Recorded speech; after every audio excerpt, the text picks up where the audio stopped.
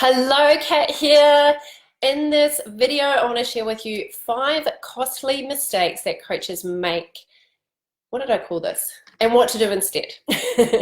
And this is for you if you're a coach. Now, you might not be currently coaching. You might be a wannabe coach. You might be a rising coach, an aspiring coach, a established coach, a emerging coach, incredible at what they do, really masterful in their craft.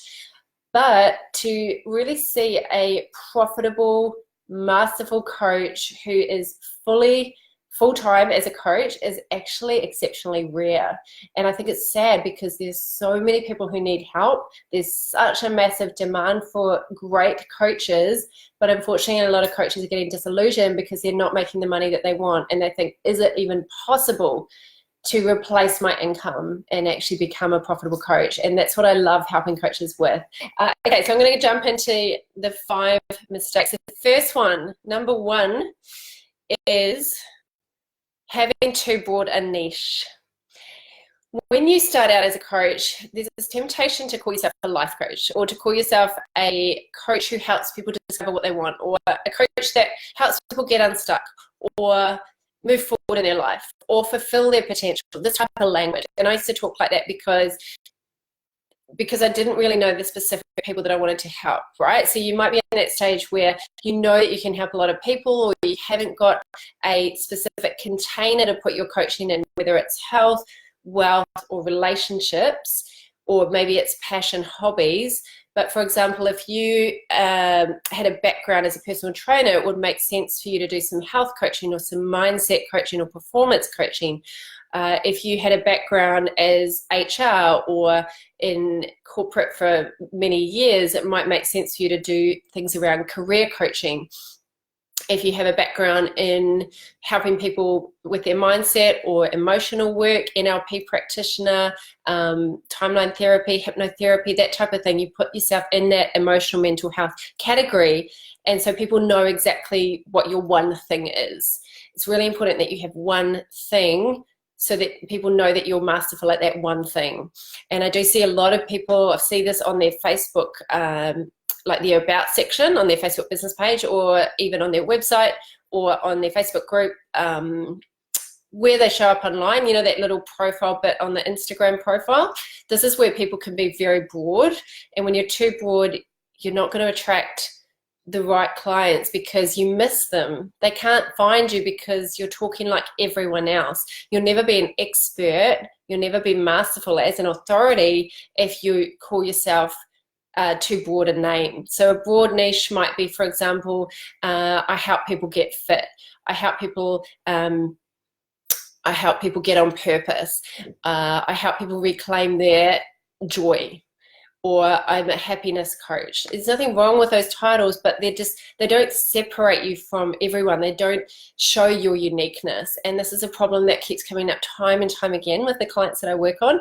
So a micro niche, what you want to do instead is have a micro niche where you say something, for example, like, I help busy mums on the eastern suburbs to get fit at home and have more energy even without a gym membership. And so that's very micro. People go, oh, she gets me. Like, she's not trying to help men, bodybuilders, people who want to put on weight. It's very specific. It's mums, they're busy, they live in this specific location, and you're getting really clear. Another micro niche might be, instead of saying, I help people grow their business, you might say, I help real estate agents go from 6 figures to 7 figures. Very specific, it's got numbers, it's very clear, and people go, oh, that person has mastered that problem. That means that she can help me, or he can help me. Hello, Gaynor, good to see you. So number 1 is number 1 is having too broad a niche, not having a micro niche. Number 2 is not focusing enough on dollar producing activities. I call these DPAs, dollar producing activities. A lot of us get caught up in the fluff, looking at what other people are doing, reading articles, maybe looking at free YouTube clips, going to free courses, all this stuff where we're kind of here, there, and everywhere. We think, oh, maybe I'll do LinkedIn, maybe I'll do Pinterest, maybe I'll start posting in all these Facebook groups, and you're doing all these different tactics all here, there, and everywhere, but there's no overarching strategy, step-by-step, clear plan where you know exactly what you need to do each day, and so you don't wake up in the morning, open your laptop, and just start feeling busy and kind of almost fooling yourself that you're being productive when actually the things you're doing are not directly putting money into your bank account. And that's why a lot of people say to me, I'm stuck in my job. Like I have to stay in my full-time job and I've got no time and I don't have enough resource to be able to leave my job and do coaching full-time. So it feels like you're in this limbo state. When you focus on the dollar producing activities, which is pretty much talking to people, having sales conversations, finding out what people's problems are and sharing with them how you can solve them, how many conversations are you having like that on a daily basis? How often are you directly speaking to your ideal client and making them an offer?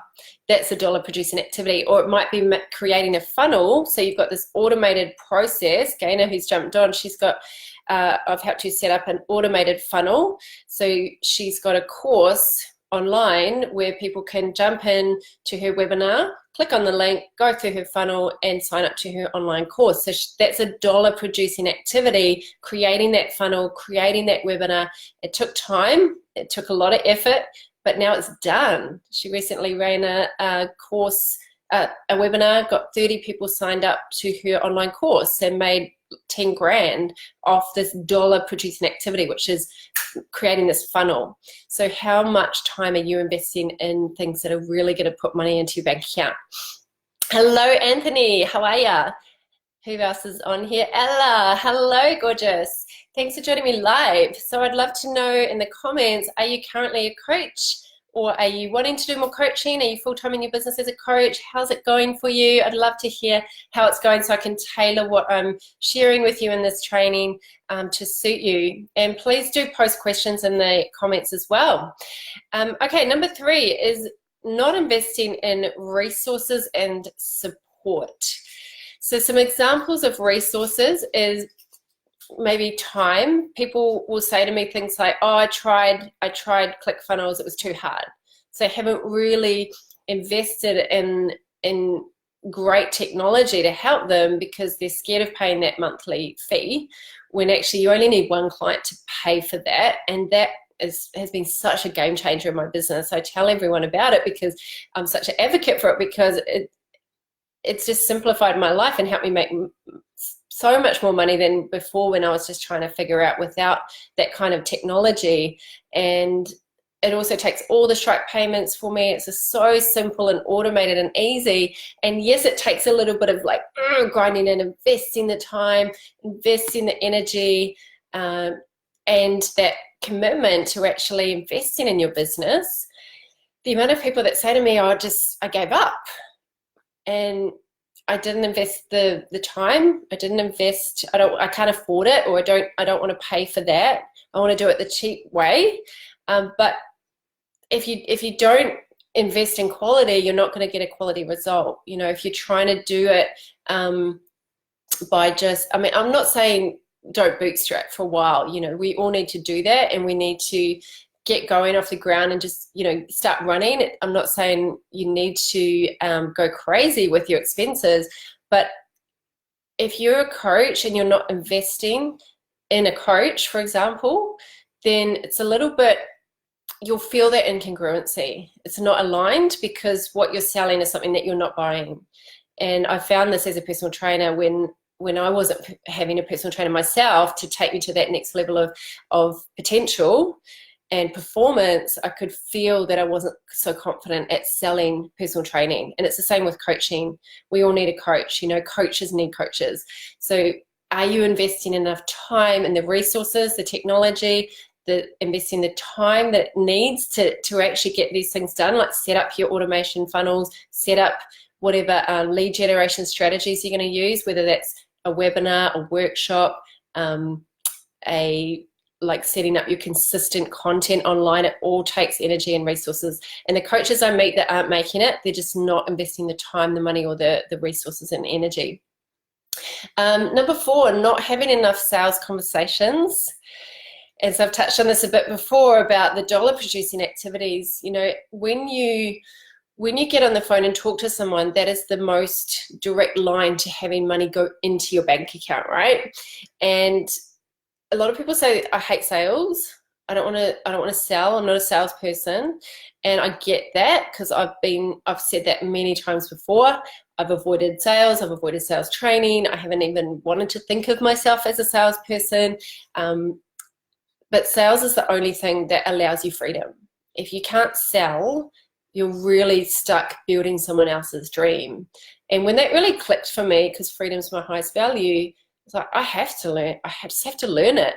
There's no way around it. I have to just learn this skill and learn how to do it authentically, genuinely, in a way that's elegant and not pushy or weird or apologetic. You know, just make an invitation to someone. So sales conversations can happen anywhere. You know, it's not like you want to just dive in to start selling something, but you can start asking questions. You know, how many people are you asking questions, finding out their problems, finding out their concerns? You can do this at networking events. You can do this online through Facebook groups. Sales conversations aren't necessarily with the view to sell. They're more with a view to open up the conversation and see whether you're a match. And if you're not doing that on a regular basis, you are going to really struggle as a coach. And number 5, hello Greer, thanks for joining. Hello Charmaine, welcome. Gaynor says I run retreats, but I'm also an eating behaviors coach. Yeah, so she, I asked before, those of you who just jumped on, if you're already coaching already. And so it's really cool. Like what Gaynor's got is running multiple offers, and this is what I recommend for all of you. Gaynor's a client of mine, by the way, and because she runs regular retreats, she's run retreats for 10 years, but because she's a mum, has a toddler, and wanted to be able to earn money online as well, and earn money without, because she lives in kind of country-ish, doesn't want to have to, or doesn't want to use workshops as a strategy because it's difficult. So we did the webinar strategy. There's lots of different lead generation strategies you can pick, but we did the webinar strategy into an online course. It still has Facebook support and coaching calls, which you can do on Zoom, but that model really works. So if you are someone who doesn't necessarily want to run live events, and you're an expert, like a subject matter expert, you don't have to have a qualification in coaching, by the way. If you're in Australia, it's not regulated. So you can coach people on what you're skilled in, problems you've solved in your own life, straight away. So you don't have to wait.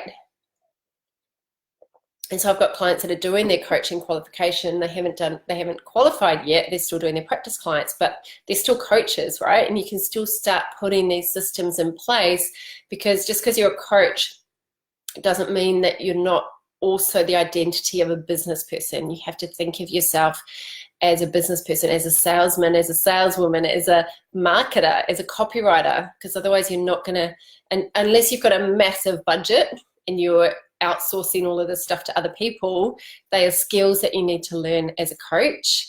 And coaching is only part of your business. You know, you need those other skills as well.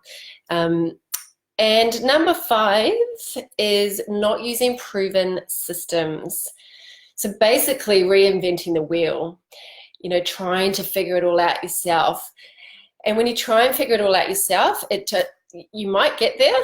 I haven't really seen anyone do it, to be honest, but I tried to figure it out myself, and it just takes so freaking long when all these other people have got these proven systems, tested and measured, found what's worked, and we can model successful people. So I've got millionaire mentors. I'm always looking at what they're doing. I've invested in their programs. I've invested, you know, over $100,000 in doing programs and learning from people who have proven systems. And so if you're a coach and you're struggling, just ask yourself, am I using proven systems? Someone before you has gone ahead of you, paved the way, and made a clear path for you. So you don't want to be struggling on your own. being in business as a coach on your own is just so hard to do, and it gets discouraging. You know, if you're not having the clients that you want to be really profitable and hit your income goals, what I call your freedom figure, which is that figure where you can breathe, you know, your bills are covered, your taxes covered, all of that's covered, and you have the lifestyle that you want as well. If you're not hitting that, you need to invest in yourself. You need to make sure that you are following proven systems where people have gone before you, figured it all out, and you can walk in their footsteps. Hello, Bronwyn. Thanks for joining. Mark, hello. I love all the vowels. I often write with lots of vowels, with the expression and tonality. So those are the 5 costly mistakes coaches make and what to do instead. Pretty much doing the opposite. So I'm going to recap them. Number 1 is having too broad a niche. What to do instead is go for a micro niche. Ideally, the more specific, the better. You don't want it to be so tight, like I'm going for tap dancers who live in Timbuktu. You want to go for all these people have this problem, but it's a very specific problem. I know how to solve it, and it's a tangible result. Number 2 is not enough focus on dollar producing activities. The opposite is doing the things like setting up funnels, setting up a webinar, setting up a workshop, setting up something that's going to draw in your ideal clients where you can make them an offer. That's the kind of dollar producing activities. Having sales calls, setting up systems that are going to be automated for you and get money into your bank account in an automated way. Number 3, not investing in resources and support. So what to do instead, make sure that you're in a program, some kind of program that's teaching you the skills that you don't currently have. And I'll tell you what I think are the 4 top skills coaches need is marketing, sales, presentation skills, whether that's on video or in person, communication skills, you know, to be able to really effectively communicate your value, communicate your message, make it clear the benefits of what you're offering, and be able to show someone, here's what I do, here's how I do it, here's how it can help you, and show that really clear process from pain to pleasure. Not having enough sales conversations, number 4. So really think about how many people are you talking to on a daily, weekly basis, and how can you get more sales conversations into your diary, into your schedule ASAP. Hi Jojo. And then number 5 is not using proven systems, reinventing the wheel. So make sure that you are investing in people who have gone before you, and also looking at the people who have the business that you want, following successful coaches, looking at what's working, building those relationships. You are who you hang out with, and making sure that you have a community, because business is too hard to do alone. So if you're wanting some help with these 5 things, I have a workshop coming up on the, when is it? The 1st of February, Saturday the 1st of February. If you're in Sydney, I'll be back in Sydney. So what I'm going to be covering is how to get more the workshop's called Get More Coaching Clients. I'm going to be talking about the aspects of how to attract your ideal clients, how to really niche down, make sure that you're getting your ideal client, like really make sure that you're specific, how to attract them. So using content, captivating content, compelling them, being able to clearly articulate your message and communicate your value. So it's a skill of copywriting. I'm also going to be teaching you how to sign them up. So there's a very specific process that you need to go through that is going to stop you wasting the time and money on, I guess, trying these things that don't work. So I've tested and measured these things through many, many people, many clients. I've had hundreds of clients over the years where I've tested these methods and found what works, what doesn't work. And it's also, obviously, you can tailor it to suit your business. So what I love about these live workshops is that I'm there helping you and showing you how to specifically apply this content to you. so that you're not kind of left wondering, going home with a to-do list wondering how to actually apply it in your business. I'll be there. You can get feedback. You can get a community of coaches if you don't already have an existing community of coaches who want to be successful, who want to make a greater impact. So I think there is about 5 spaces left. It's a very small workshop. It's only 10 people. So if you are interested in that, I will pop the link in the comments right now, actually, while I'm still here. Don't do business alone. It's too hard. Make sure you get the support and the help that you need. And I look forward to talking to you again soon. Bye for now.